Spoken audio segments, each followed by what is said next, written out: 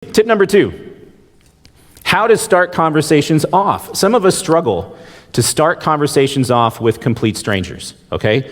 Some of us are so awkward that even thinking about starting conversations makes us immediately die of cringe.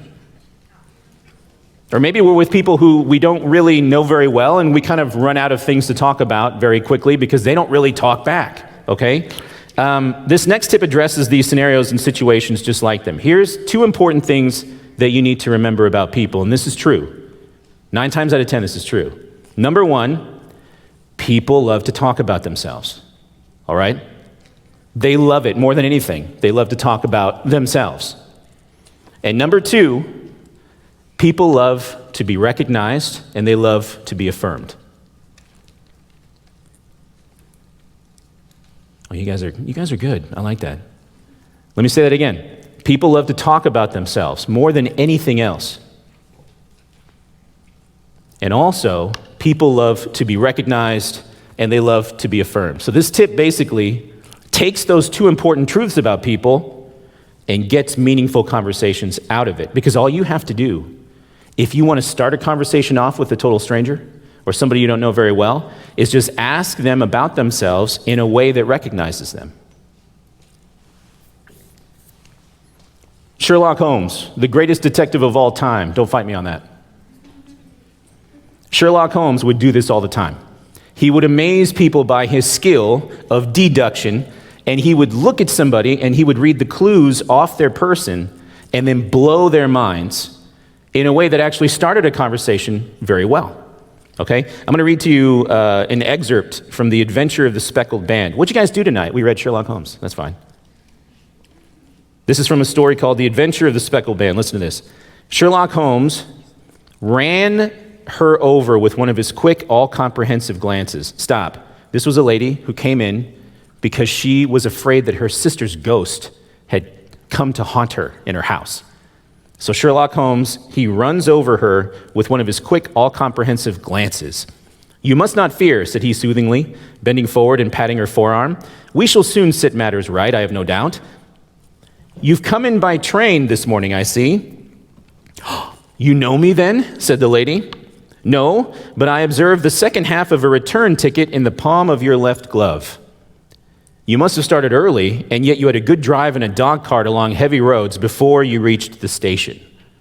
The lady gave a violent start and stared in bewilderment at my companion.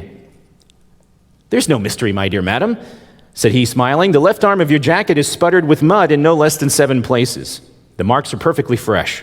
There is no vehicle save the dog cart which throws up mud in that way, and then only when you sit on the left-hand side of the driver." So here's what just happened. Holmes read the clues off this lady, never seen her before, and he used those clues to start a conversation. This is exactly what I'm suggesting you do. In one of my English classes, I had a student named David, and David, for the first half of the school year, wasn't there. And then in the second half of the school year, he appeared, and it was time to do a lot of makeup work. So I had him off to the side working on his own makeup assignments. He wasn't very talkative. I hadn't really engaged him all that much. But anyway, one day he was doing a bunch of makeup assignments, and I walked over, and I noticed that he was wearing a rosary around his neck. Does anybody know what that is? Who can tell me what a rosary is? Yes? Kind of like a necklace that you wear that has a cross on it. Yeah, it's a necklace with a cross on it.